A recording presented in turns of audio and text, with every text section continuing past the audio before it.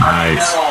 Heavy metal New Year's to everyone. There you go. Final days of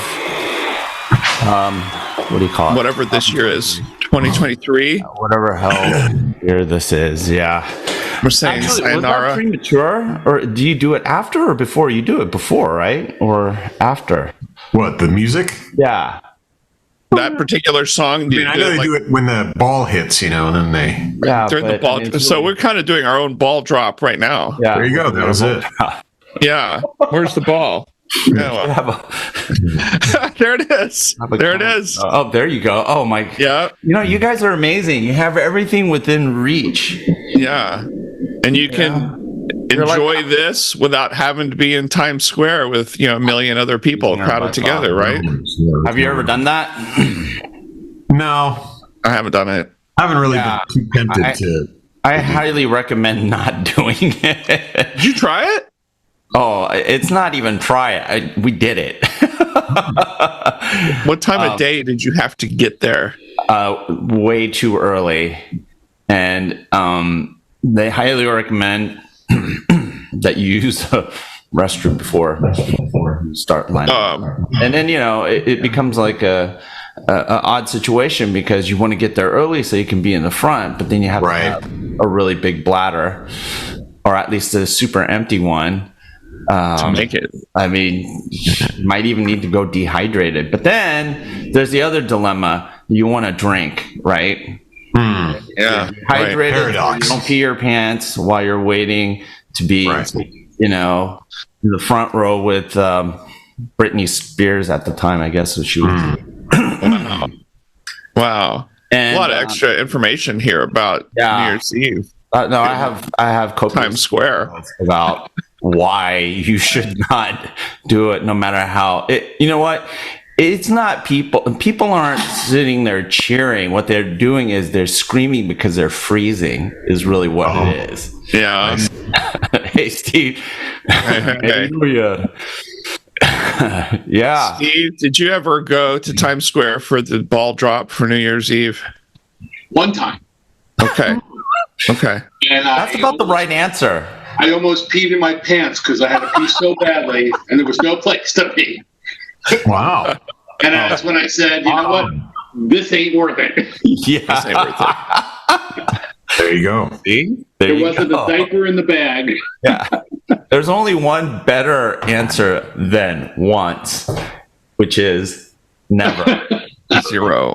Well, when you live up in that area and you grew up in that area, it's like almost like a rite of passage where you you have to go at least once. And I did, and I'm telling you what, I and not only was that a first, but I had to go to the bathroom in the Port Authority on the way back to get the bus, and that was even worse. Oh man! Oh, yikes. So there were a lot of firsts and a lot of lasts. Yeah. So all of you out there. So by the way, happy end of 2023 to all of our IoT Coffee Talk listeners. This is some sage advice that's being administered here at the moment.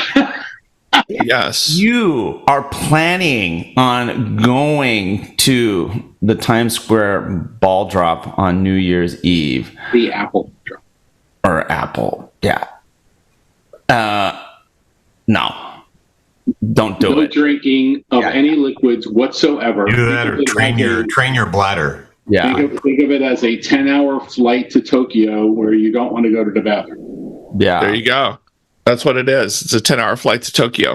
You're going cross country and you don't want to stop at any of the gas stations along the way to take I guess the only alternative would be is if you were staying at the Marriott Marquis or one of the really, really close hotels where you got the whole kit and caboodle. But if you want to be on the street with all the crazies, bring an empty bottle of Gatorade. But before we get things kicked off, because they can only go up from here. It can only go up from here. But actually, this is very valuable advice. I'm sure there's a good number of people who are going, "Hey, we should try it." It's like, no, it's not. Watch it on TV. Yeah. I think they have exactly. 0 is a good number sometimes. Yeah, 1 was the loneliest number, and now 0 is the best number, as it turns out. ABC Rock, And now we're going to say goodbye to 2023. I guess Dick Clark won't be taking us out, will he? Who do we have? Who takes us out? I heard there's a Gen AI version of Dick Clark they're going to roll out. Really? Just kidding. No, I hope so. There's probably enough content. No kidding. Generate something. But kind of like a Tupac version, kind of hologram. I don't know. Yeah. I mean, Ryan Seacrest would love that, right? Yeah, he would. I agree. Yeah. So before we kick things off, just want to say we're still running our, oh my God. You know what? That looks great. That looks great. Yeah, the blue is nice. That's a nice one. I think it's black, right? Is it blue or black? This one is black. Maybe it looks blue through the camera, though. Who knows? It's bluish black. Yeah. I need a hood to cover up my hair. Yeah. I need a hat to cover up my hair. Look at it. Look at this crazy. Yeah. Oh my gosh. Yeah, hat hair. He played hoops this morning. I'm like, you don't even want to see what I look like. No. Watch like a gigantic afro, like spring that. I love it. That's the old days. Yeah, but we're still running our the Elevate Our Kids donation drive. So still trying to hit 25,000 by the end of the year. So we're getting close to the final days of being able to make a donation. So if you are so inclined, please make a donation to www.elevateourkids.org. What we're trying to do is bridge the digital equity divide for kids K through 12 so that they have an opportunity to participate in the digial economy and our digital future, or quantum future. The quantum verse. Whatever you want to call it. Yeah. I think, yeah. And, I mean, gosh, Steve Brummer and I have been on the live now for the last 7 or 8 days, just 24/7, working the phones, people dialing in and stuff like that. And that's why I look like this. I thought you would look like that every morning, but okay. I haven't slept, all the phone banks are just going crazy. Yeah, exactly. Are you regretting threatening the entire world of going Jerry Lewis on everyone? We went full Jerry Lewis. I don't know if that's a threat. Is that a threat? Full Jerry Lewis. Yeah. We did it. I'm loving it. He's going to start singing at the end of the weekend. No. Exactly. Yeah. When I see Jerry Lewis singing, which really dates all of us here now. Except for me. I feel like Jerry Lewis, like he's holding a cocktail, maybe a cigarette, and he's singing, and he looks like he's had a few, maybe a lot. Well, that's how they did it back then, right? I mean, come on. The network just gave us 2 more hours to meet our next goal. my grandmother, I see a picture of my grandmother still go, that's my Jerry. He's unbelievable. Oh. I love it. Yeah. That's awesome. Well, we do all of us spend a lot of time in Vegas, so there's probably some of that's rubbing off on us, God, I hope not. Especially in 2023, I can't count the number of times I've been there, or at least accurately count. It's a blur. It's like at least half of my time seems to have been spent in Vegas, and I think saw each other in Vegas. Just think, where were we at the beginning of this year? We were in Vegas at CES, right? Yeah, and I just think that if we were half smart, we would have bought condos like 10 or 20 years ago, that were there for a month, a year. Yeah. It would have been less money. It would have been better fun and less expensive. Yeah. We could be renting out places, man. We could. Yeah. So you know what? I'm gonna have to run and go get something, because what you won't remember is, we all kind of did our CES 2023 last January, and we talked about, we all wrote up our stuff, what we thought were the coolest things we saw. Mine was maybe a little unique and a little different from most of you guys. Most people were talking about, I'd say, a lot of cars being made by people who don't normally make cars, and a lot of tech stuff. I'm going to bring to you right now what I said was the number one thing of CES, and I got it for Christmas. Un momento, por favor. Do we really want to see this? You do. You want to see it? Listen, the porn show is not during CES anymore, so it can't be that good. No, what show is it during? But anyway, while we're waiting for him to get back, I mean, this is how we do it, folks. I mean, all right, here it is. Oh my God. Don't tell me it's a Wi-Fi router. It's a friggin' the number one breakthrough at CES 2023 that was shown there, launched. Well, but it wasn't going to be for sale until like the following summer. This last summer, it actually didn't come out until a couple months ago. But this is it. Oh, no way. Oh, gosh. No way. My grandkids were wondering about that. Yeah. This is crazy. This is what Atari was showing off at their booth, and they had a giant screen, and people were going nuts. And I know you think all that other tech stuff was more important than this, but you're all wrong. This is more important. Yeah. Okay, so I see HDMI. Nostalgia. Can you give us any more around the technology in that thing? That's insane. It's magic technology in that thing. You just HDMI, wireless joysticks. Another FM technology piece. But look at all the games. Oh my goodness. Pong. Friggin' Combat. Remember Combat? Yeah. They have ET in there. The ET game. The ET game. Or what was it? Asteroids. We got Missile Command. We got Tempest. We got real sports basketball too. We got the air sea battle. That's the most important one. Is the battle. Yeah. What was that Dungeons and Dragon-ish one? The Golden Goblet. You had to go around. You had the red dragon, the green dragon. They looked like ducks.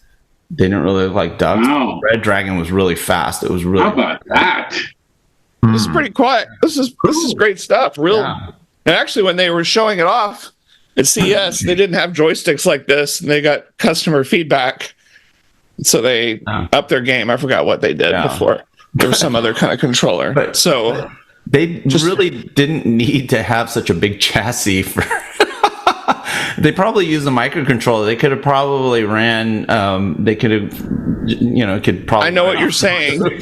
I know what you're saying, because you're thinking, like many of us, we bought a Raspberry Pi and we turned it into a retro Pi. Where you can play old video games on a Raspberry Pi. And so I know that's where your head's at. It's like, we don't need a big old box, whatever. For all I know, this thing is smaller than it looks. I haven't opened it yet. But you haven't opened it? This is like really interesting though, because like there has been this trend of retro, and a lot of kids, younger gamers that have been gravitating toward like crap graphics, right? I mean, Minecraft is a perfect example, right, of that. And then you have Roblox, which I mean, it's really not. It's not photorealistic. It's just really corny looking, but that's what kids love. And then I watch my 15-year-old. He's playing Roblox. I'm going, and it's like the strangest games that we could ever imagine anyone playing, and they just totally get into it. And it's totally lo-fi. Just looks like crap, actually, and I can't even understand it. But that I think that trend persists, and that's what like all these VR guys have to battle against, because a lot of these kids are not even interested in VR. It's like one day in the near future we'll talk about retro. One day in the near future we'll talk about retro, like by actually having humans get to have actual jobs instead of AI doing them. And so is that what this episode's going to be? Retro. we're gonna be looking back at 2000. All right, we're doing the unboxing here. This is no way. Wow. Beautiful. This is like an Apple unboxing, except it's Atari, which is more important than Apple, right? Yeah. Jobs actually work there, right? Oh no. Is he going to go and get something, or is he just letting his dog out? He's going to go get his retro flip phone to show. So, this is the size of the console. Pretty huge. Yeah, it's They could have like used one the chip. beasts. And what are those IR buttons on top? What are those? I think they might. One of them is a power button, and one is home. We got HDMI right there. Yeah. No way. You need HDMI for this thing? Well, that's the whole TV. point. No, not plug RCA. it straight in. No, you plug it straight into your TV with HDMI.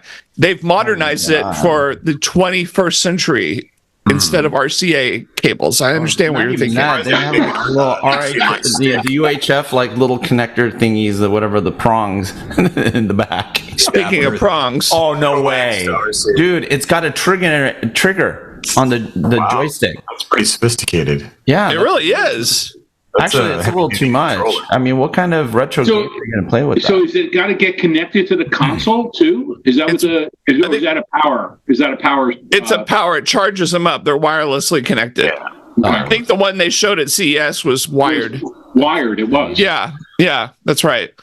So this is exciting stuff, folks. Yeah. This is just like I've said.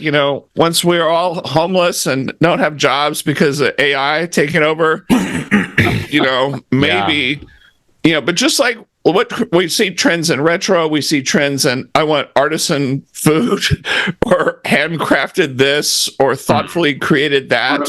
Or a Crosby turntable. Yeah, like that. Yeah, exactly. So maybe there's hope for us. I don't know. A little fringe something out there, for our robot AI overlords, Retro, we talked about the new Godzilla, made for $15 million. And they're like in the short list now for visual effects for the Oscars. Hello, Hollywood, you better wake up. Yeah, somebody figured out how to make Godzilla look better than ever. Yeah, and then I watched Blade Runner recently, the original. Yeah. I was just amazed at how well it holds up. It's the Matrix too. If you look at the original Matrix, that's the same thing. I mean, but storytelling, just amazing. That's what it is.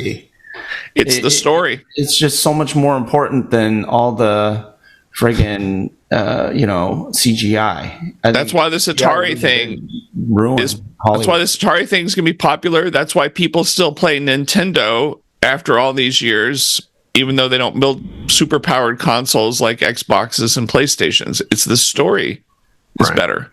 It could be a simple story. I don't know. Artistry. So, hey, what do you guys think about 2023? Do you think we're going to go? Is society going to have an allergic reaction to all this hyper tech, obsession? I don't think so. I think there'll always be the folks that rebel and carve their pencils by hand or whatever. I don't know. But in general, like all this stuff is happening because people are inherently looking for doing less work and more entertainment being thrown at them and spending less money. And so I think all this stuff, unfortunately, there's a gravitational pull toward adopting a lot more tech to make people's lives easier. Convenient. So I don't know if it's really going to be that's for the big society kind of trend. I think it's all following the money, and unfortunately, I think it's like tech has now become, I was talking to someone the other day, it's like, 10, 20 years ago, like when we were in tech, first got into tech decades ago, it was kind of this interesting little niche over here. And at Thanksgiving, they would say, oh yeah, he's into computers, that guy over there. And then, and now it's like tech is like foundational to our healthcare, our education, our transportation. It's in our pockets. It's how we connect to grandma. I mean, it's like tech. Everyone is now taking such a dependency on tech. Everybody. That it's not like the thing over there anymore. It's just foundational, and so, which is a little scary, right? I mean, now that's why there's so much economic discussion around AI and chips, and people talking about semiconductors and all this other stuff because it's so foundational. Right. But I'll tell you something. Our whole family cut themselves off from Facebook a few years ago, actually. Now, guess what? Don't miss it at all. And I'm just thinking, at some point, where people find peace is when they disconnect from all of this, because and it's a problem. So we're going to be all, or many of us are probably going to be at CES next in a couple of weeks. That's why things like smart home have a problem, right? It's just easier to just walk over there, do a little exercise, and switch on your light or roll up the windows than to go and have this thing all done for you and have some kind of AI understand every single intent that you might have at every single moment. I think people, just go, okay, you know what? Maybe living is actually kind of a good thing. And that was a nice thing about detaching myself from my family from Facebook, is that we weren't preoccupied with this artificial thing, and we actually started meeting people, spent a lot more time engaging with humans that matter. Do you know what I'm saying? Rather than being distracted by although there's a lot more these days, but they don't really impact your life, huh? Yeah, but there's more to engage with these days than just Facebook, right? So you could be, maybe you're just into Reddit and some subreddits, or maybe you're into, whatever. So yeah, I mean, like I only use Facebook now for the groups. I have some special groups, for like Volvo parts and stuff like that. And so for me, that's my Facebook. The rest of it, I mean, whatever. So I think people have more options now, and they can sort of pin into their little thing that they do. Then back in the day, it was either Facebook or nothing, or it was I'm really freaked out now, because now that I know that Leonard's not on Facebook, I'm wondering who the Leonard Lee was that I connected to, became friends with. It looks just like big long chat last night. Yeah. I was like, what the heck? Sending all those PayPals, Hey, Rob, I need money. Yeah, no, he did. He's had me $500,000. Over the last few years, he's had me wire lots of money, probably $50,000. And so, but I was like, I'm happy to help. Whatever, man. I'm here for you, bro. It turns, oh my God, I'm kind of panicking. Wow. Wow. I don't know what to think about this. Yeah. But anyway, that's okay. Rob, kids aren't on Facebook anyway. The kids abandoned or never even went there. Old people. They're on Snapchat or whatever. It's true. Yeah. But hey, Rob, what did you think, man? 2023. What were your big? I remember at the beginning. And don't say Gen AI, please. Jesus. We talked about Gen AI. They were at the very beginning of 2023. We were talking about this crazy chat GPT that had come out a couple of months before, and how we talked about disinformation that it was going to creating, and how we were already seeing stuff in the media, fake voices, fake explosions at the Pentagon, stuff like that. And so I remember I was just thinking, wow, I remember thinking the beginning of 2023, we're seeing the rise of this generative AI, and like every kind of technology, it's neutral or it's dual use or whatever you want to call it. It can be used for good and bad. And unfortunately, there's lots of bad people out there, which suck. And so I remember my prediction was that we would see the sunset of humanity by the end of 2023. But somehow we're still here in our bunkers. Still got a few days to go. I know we still may be right. We still have until the weekend. We have the weekend. Yeah. So I'm starting to wonder if my prediction. We're going to swat Rob's house. Yeah. Exactly. I keep waiting for that to happen, actually. And so maybe my prediction of the fall of humanity due to not AGI. We're not there. But anyway, Gen AI.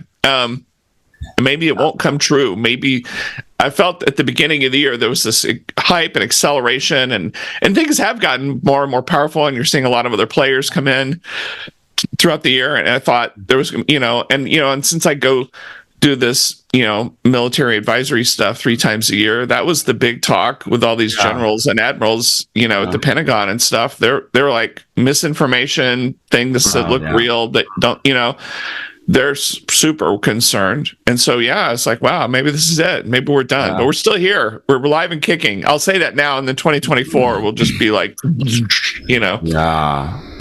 No, that's, but, point, man. 2024. Go ahead. We'll talk about 2024. Yeah, you're right. 2023, I think it was not a great year. I think there's too much strife and bad stuff going on in the world, to be honest with you. I think it's, to get really jaded, I used to worry about stuff like climate change and things like that, ending humanity and stuff like that. But throughout the course of the year, I've decided that that's not what's going to get rid of humanity. It's us. Yeah. Unfortunately, there's just so much bad stuff happening all over the world.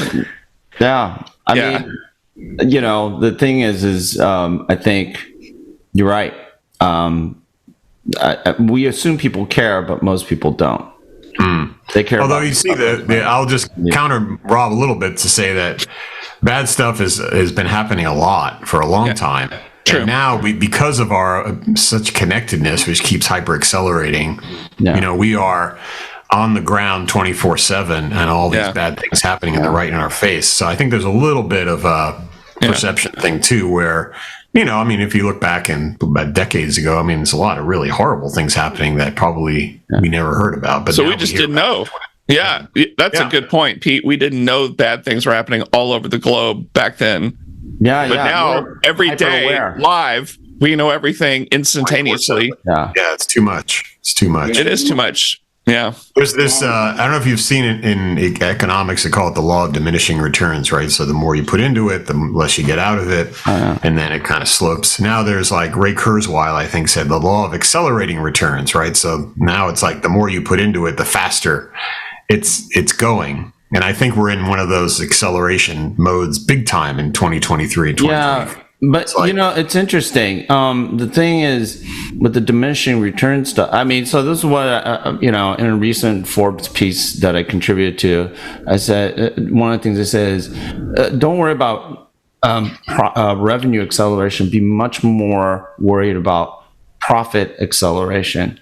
That is a much better metric. And a lot of these companies, a lot of things that we're looking at in terms of tech acceleration with these hype cycles is a failure to accelerate and realize end market and societal or consumer or whatever value. It's the mentality of just dumping money in and capital into a bad idea. That's kind of like the culture now. Do you know what I'm saying? Yeah, but for me though, that's a win. Right? Because I want confused clients who are putting more money into something that they have no idea whether they're going to make a profit on it or sell it. And so that makes our business really good because we help companies with that commercialization idea around it. You're right.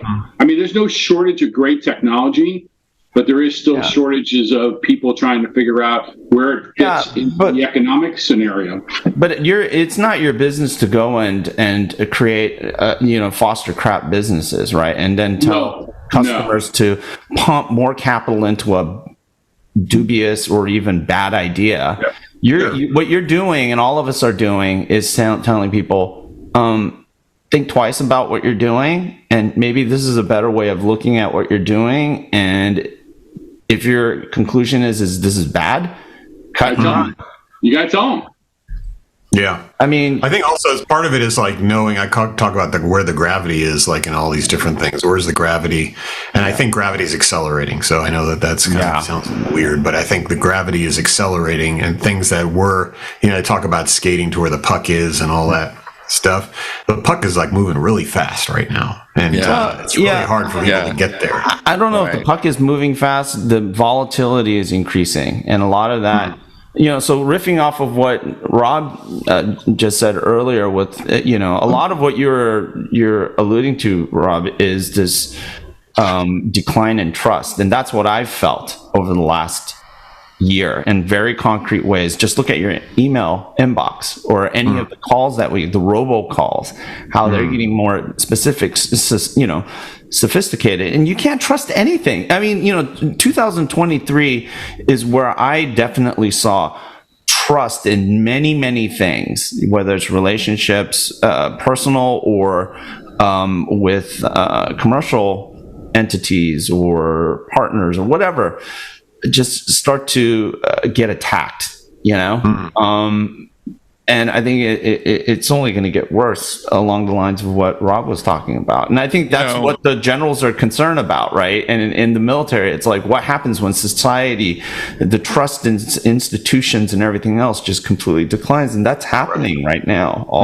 Because we've definitely had shows before where he's like, I cannot believe what my eyes are seeing. I can't believe what my ears are hearing, what I'm reading, and that's it's a scary thing. Yeah.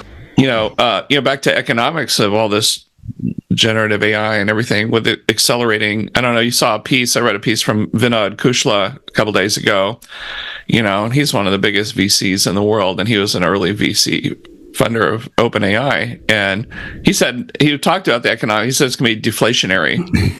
And he said, he talked about all this great stuff's going to happen and we're going to have all this free time and we're going to have all this, but there's always that, it's like, well, how does that work in a capitalist society, right? Is it cause massive unemployment or does some magical utopia happen instead? Well, the utopia doesn't happen unless you create a policy and the government, whatever, does something to make that real. If you don't invent the utopia thing with the robots taking care of you and you just having leisure time because AI is doing everything, Netflix. Then the opposite actually happens. It's everybody's out on the streets, and then of course, and so Kushla was saying we're going to have new KPIs, new metrics to measure the economy, well-being, things like that than we've used in the past because the AI is so disruptive. It's going to change so much, so many different things so fast. Yeah.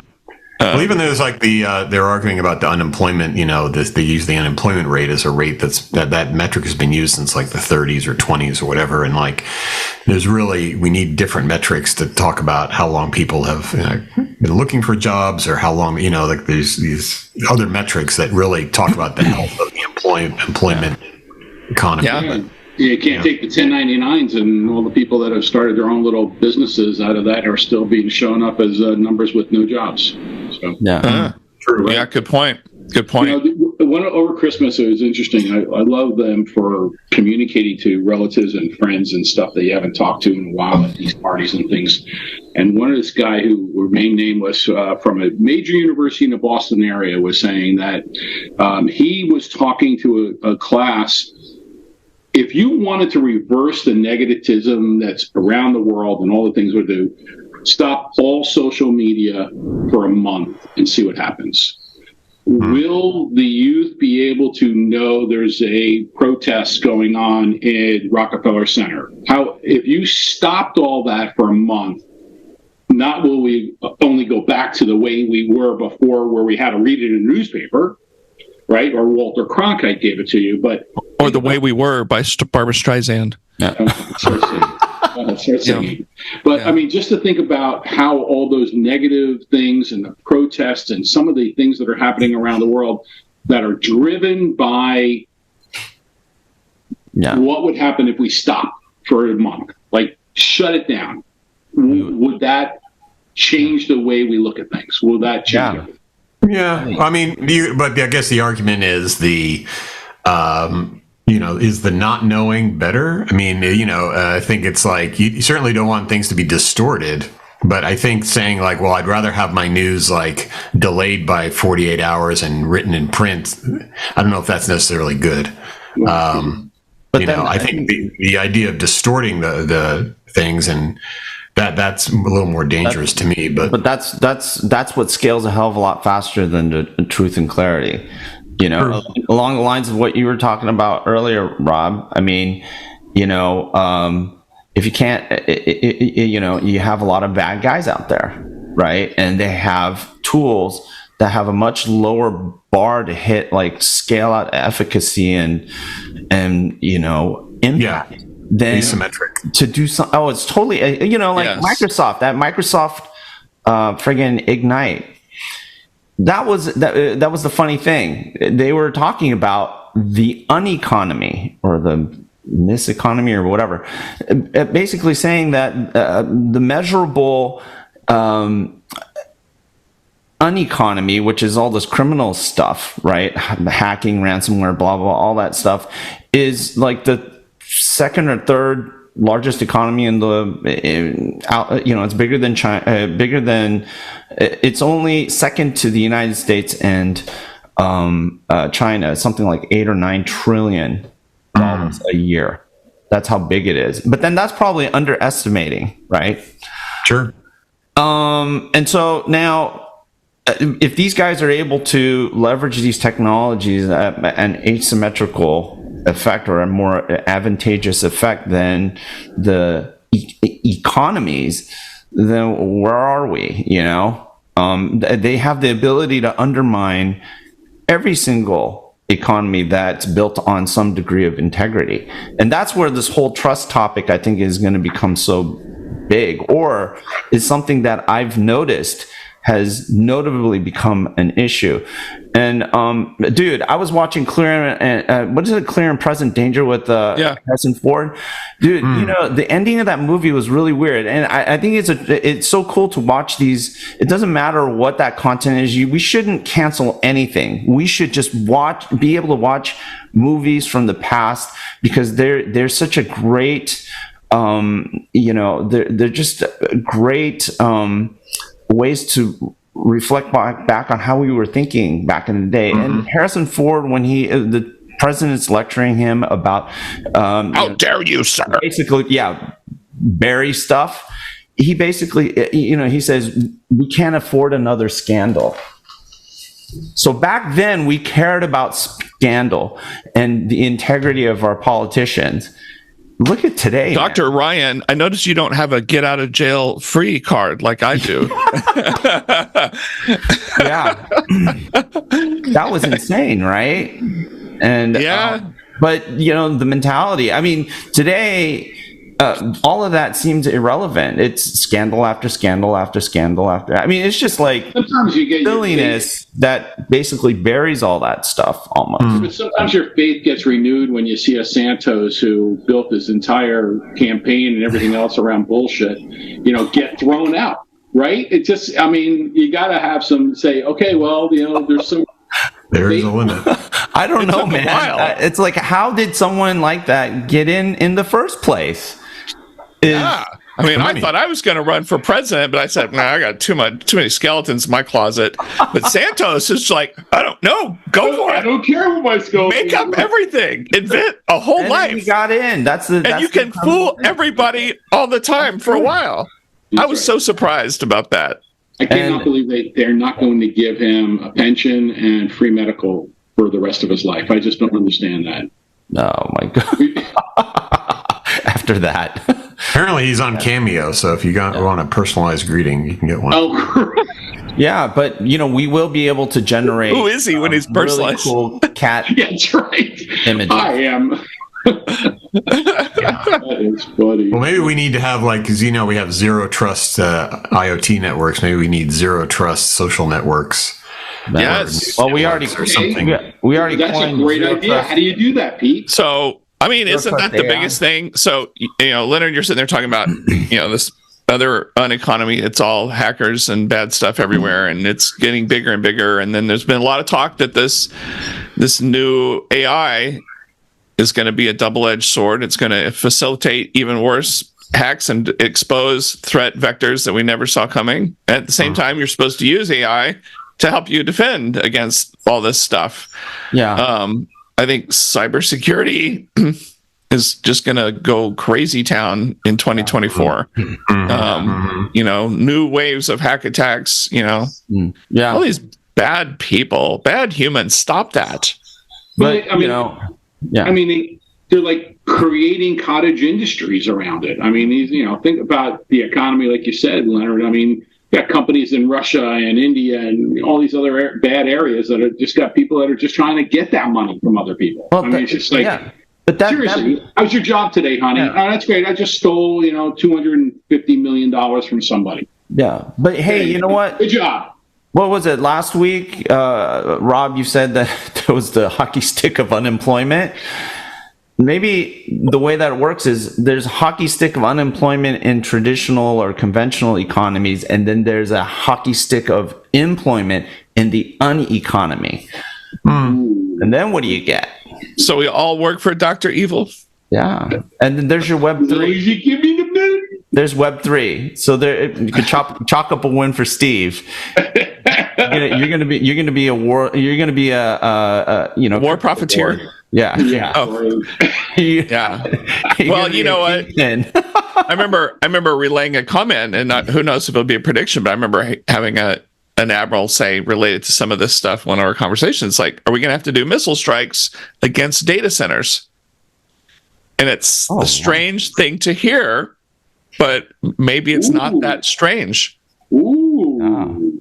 And that was in the context. How do you put a missile strike in the cloud? Where does it go? Oh, you can. Yeah, it's going to be a surface to air. But it then quietly, secretly goes back to surface to that big building that the cloud's actually in. It's going to be ballistic. Surface to basically air. What it is. Yeah. No, but you know what? Maybe that's a prediction for 24. Because where does all this bad stuff happen? It happens over the internet and through servers in data centers. Yeah. Right? I sent around, I read an article about one of these trends. So the fact that we don't have enough power and water to power these AI data centers, there's a parallel article in the New York Times about we don't have enough water to support all the cheese eating habits of Americans.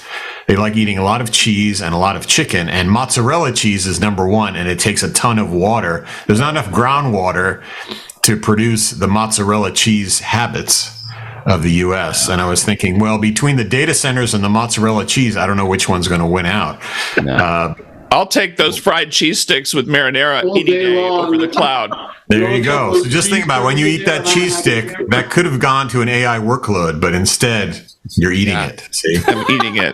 I'm at Chili's or I'm wherever, and I'm having mozzarella fried cheese. Poem cheese stick. Pick one. Yeah, can't have both. Yeah, can't have both.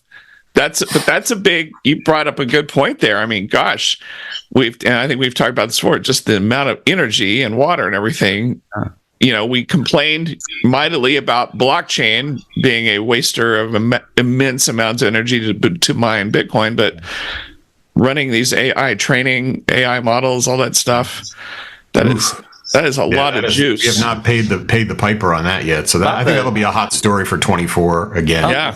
More intense. Didn't Microsoft say they want to start having small nuclear reactors power their data centers? Well, they're investing in it, and then there's all this hydrogen stuff going on. But it turns out like to make the hydrogen is like you use a ton of like fossil fuel, because hydrogen is created currently by steam, which is like a coal-fired plant creating hydrogen that's then clean fuel. I mean, it's kind of a big mess. Yeah, you get the clean stuff. Yeah, you get the clean stuff, but it takes like a lot of energy to create the clean. It takes a lot of dirty to make the clean. Isn't that funny? Yeah. So I think it's going to be. I mean, even now there's moratoriums around the world on data centers. Like I think there's in Singapore, Amsterdam, and parts of Germany. We're going to see a lot of clampdown from economies that are saying we cannot give more than half of our electricity or power to these hyperscalers for data centers anymore. So that probably will be a thing. And 24 plus the groundwater. That's probably a good thing. I mean, I think I had another one of those Christmas party conversations about nuclear. I mean, you keep going EV, and you go up to Boston, in the Boston area. They're not going to have a lot of nuclear power plants going into the into the Northeast. And I said you got wind farms out in Cape Cod. Is that going to power 20% of the vehicles being on EV? Well, and the EV thing is like kind of it's a bit of a joke, because really the problem you're trying to solve is really answered by having less cars.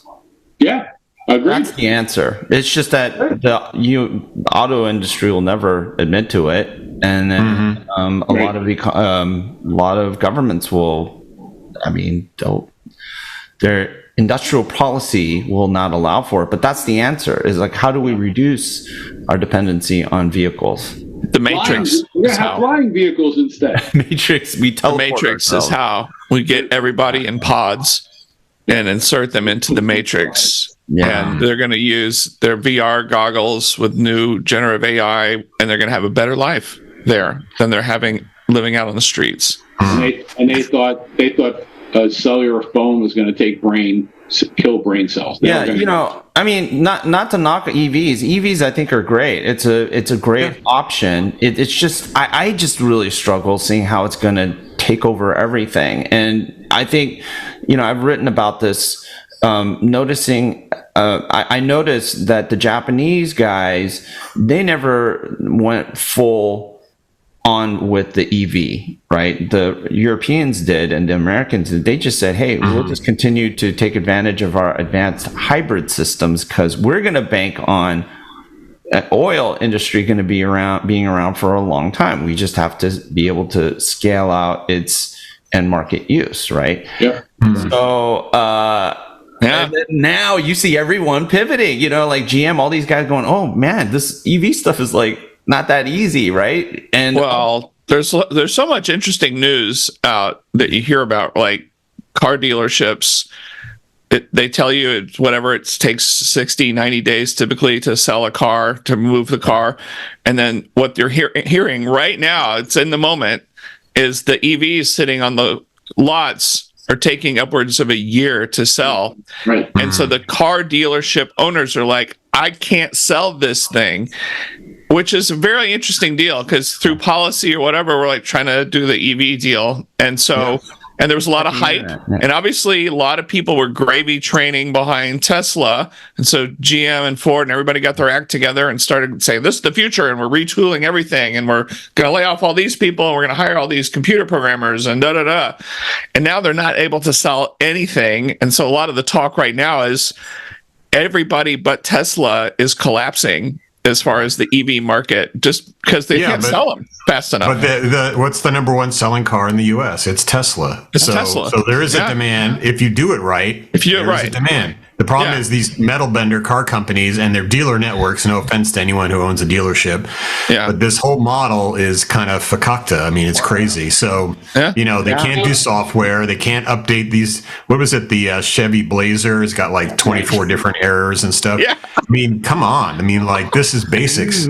If they don't turn into software companies, they're not going to survive, and maybe they shouldn't survive. And Pete, one of the other things that I heard on some broadcast was, with the latest UAW contract and the job protection issues that they have, that won't happen unless it's, run by fuel. I mean, not EV. You can't meet those obligations. Another thing we probably talked about is the notion of, have you gone to rent a car at the airport? And it's hard to get a car these days, I noticed.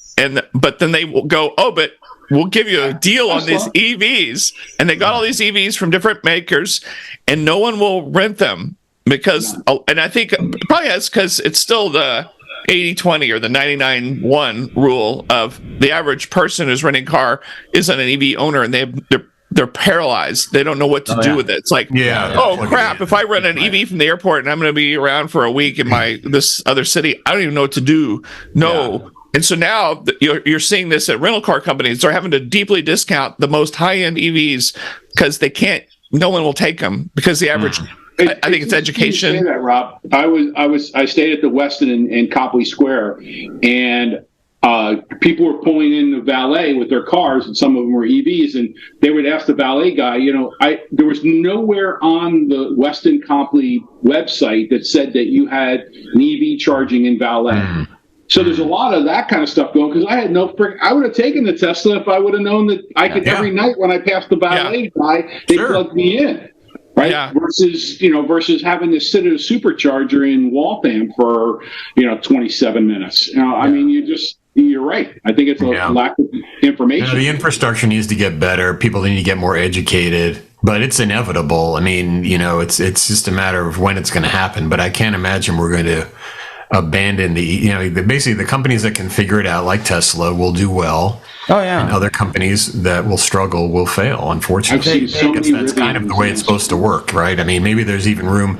My next door neighbor just got a Rivian, and I know everybody's got them. Interesting issues, but the Rivians are Rivians in the Boston area. It's fantastically looking vehicles, and so but isn't the company struggling mightily? Rivian? Apparently, they are losing money on every one, but they're making it up in volume, so that's good. Oh, back to the car dealership. What do you mean they're making it up on volume? That means that they're accelerating their losses. What they say is that when they get to scale, as they produce more, their costs to produce will come down, and then therefore they will make money on the. It depends. Yeah. Well, I mean, it's a better approach, but then it's different from Tesla's approach, which they weren't the first to come out with the EV, right? They just did it the right way, which is don't start at the bottom. Right. Start at the top, something really expensive that can convince certain markets, a niche market that has a crap ton of money, that if you buy this thing, it's gonna kick ass in a certain dimension. Right. Maybe it's not range, but man, it accelerates really fast. Man, I want get that. Yeah, you can get that friggin' Porsche experience for something that's like. There's nothing more exciting to see a soccer mom and her Tesla X drag racing a Lamborghini and smoking it. And then now, take that, Lambo. Well, McLaren. So when I was at the Wynn, they have like a whole McLaren boutique, right? And when you go to the high end one, which is like a $2.5 million vehicle. The high-end semi-electric. Yeah. And I said, well, what do you use the electric for? And then he goes, for acceleration. Because the electric motors have that torque, right? The only way that McLarens can keep up with an electric nowadays, a high-end electric, sports configured electric, is you have to have an electric boost engine. Yeah. I think it all gets back to software. You have to. Every company in 2024 needs to be a good software company. They need to. Are you serious? He's right. They need to go analog. Need to be it's all software. Look at the Volkswagen, the ID4. I mean, all these disasters in these cars are all because of software. It's all because of software. Yeah, you're right. You're absolutely right. Actually, but it's systems too, because so I think one of the things that in 2023 that I noticed is, we came into the year with a lot of excitement about SDV, software defined vehicle and the re-architecting of the vehicle, and then the excitement just, people start to realize this is a really long game, and companies that are in it aren't going to be selling into level 5 autonomous vehicles anytime soon, and that's something that I definitely noticed. So Leonard, I know that Rob waited all year to get something that he wanted as a gift. I mean, from a technology standpoint, what did you not buy in 23 that you wish you would have bought from a technology standpoint? Wow. I don't know. Yeah, I'm glad I got my Ultra 2 watch before they stopped selling it. There you go. I'm amazed at how much publicity that has gotten in the last couple of days. Yeah. A lot of publicity. Yeah. I'm not really sure that this Apple 15 Pro Max is any different than the 14 or the 13. You wrote about that. Yeah. I don't know. I was trying to think about it's got titanium. There you go. It's got a special camera, dude. How many kids mine that to get that titanium? A lot of kids were put to work to make this beautiful thing. So I don't know, Leonard. I was thinking about that the other day. I was like, what did I not buy this year from a high tech standpoint that I really should have or wanted to buy? I mean, I just think I mean. You know what my answer to that is? It's like, if you really wanted it, you would have gotten it. You would have gotten it. Yeah. I couldn't think of anything. I really. I mean, AI PC. Yeah. There you go. Yeah. Is that available? No. Yeah. Actually, AMD was selling. They had their first chip, and they were throwing them into. They're having them, sold into their into quote unquote AI PCs at the beginning of the year. I had a that'll be a hot topic at CES, I'm sure. Executive of AMD at a Christmas party this past week in Boston, and man, the things that were being said about cybersecurity and finding AMD chips in countries where they never were shipped in the first place. Yeah. Mm-hmm. There's so many new things they're having to deal with. It's unbelievable. Oh, yeah. People were stealing shipments of refrigerators and freezers and appliances that had AMD chips in it that they couldn't find in this country, and they would steal the containers of them and open them up and just take the chips out. Yeah. Well, that's good. So that means AMD is a hot buy for 2024 stocks. I mean, no. You heard it here. That's a buy signal. Yeah, remember, don't take not investment advice. Take us seriously at your own risk. Exactly. Is that like the Jim Cramer? Buy. Yeah. A lot of demand for AMD, like you heard it here first. Yeah. Well, I mean, and that fuels the uneconomy, right? Or whatever the hell that is. Exactly. And and there's the other thing, the whole chip situation. Oh yeah, the other thing, the chip situation with China, how they're I know. They're innovating. They're innovating. They're working all the different vectors that I think the U.S. regulators and the government hasn't thought of. Just because there is a certain roadmap and path that let's call it the previous global regime was on, right? And it was all about how do we get to the next node and scale that out, ramp that up. So, continuing Moore's law. Yeah, but look at those rules have changed. The announcements over the last couple of weeks. I was just reading in Forbes of the, we had the CHIPS Act enabled, for billions of dollars, and the government's given out $65 million so far. And we had two of the largest chip manufacturers postpone their new factories because the government wouldn't sign a check. It's not that's just typical bureaucratic execution. I understand, but how stupid is that? Well, so what Leonard was talking about is China is going to continue to evolve and create their own chip business. But I think the thing that everyone came to the realization in 2023 and maybe sooner, but the idea over the past decades, probably since the 70s, was that we're going to, the U.S. would engage with China and, do all this cooperative stuff with them and build the economy together. And then eventually they turn into Americans. And it turns out like that was a really bad idea. Like it didn't work out, did it? They're not turning into Americans. And so now everyone's freaking out like, okay, wait a minute, they're still an authoritarian regime, blah, blah, blah. So let them go do whatever they need to do. And then the West will do what it needs to do. And we're going to have this path of, innovation that's going to be. I think it kind of worked because we had a dude named Jack Ma, right? Romping around. And at some point, until he was squashed. Maybe the regime, the Chinese government realized, hey, this guy is a little too American. He's a little too American. We're gonna shut that stuff down right now. Going around the world, kind of yapping, and hey, we gotta throttle back on that. So maybe it did work, and we might have influenced its undoing. Never know. I don't know. All I know is there's a very big global customer that's not going to be buying from U.S. companies or Swedish companies or Swedish company. Oh, no. Or when I was at Ericsson, China used to be one of our biggest customers, and then they weren't. And then all of a sudden, while I was there, they stopped being.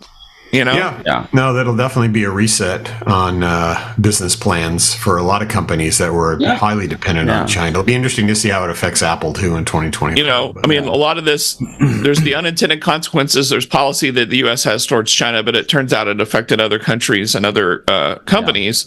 So when Trump put the hammer down on China and stuff like that, ban Huawei and all that kind of stuff, it started to have a ripple effect for us at Ericsson in Sweden. And, it led to weird conversations. It led to the CEO, Bourrier, making a comment because, if you'll remember, there was the idea of, well, all of the American allies, we need you to also ban all this stuff from China. Rip and replace primarily Huawei for networks and that kind of stuff, right? And then, well, all of a sudden, all of these countries found themselves in a weird situation.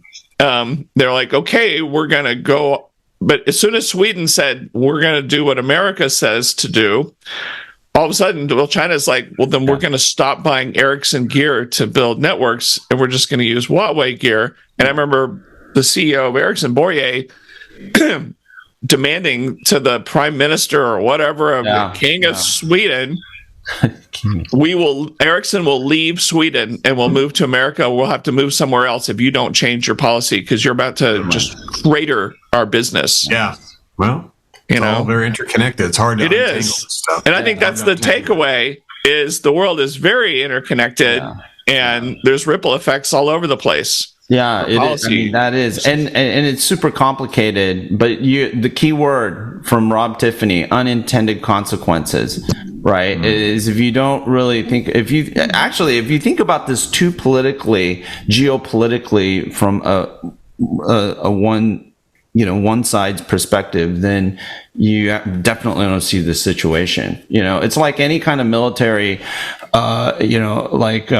planning or strategy. You have to know what your strengths are and what the opponents or the enemy's strengths are. And if you get the enemy wrong and you don't really see the battlefield with clarity, it's just all fogged up, or you have a bunch of generals who don't know what they're doing and making decisions and plans, then that's why if anybody who's in a serious large business has to take geopolitics into account every day. Geopolitics is a key topic.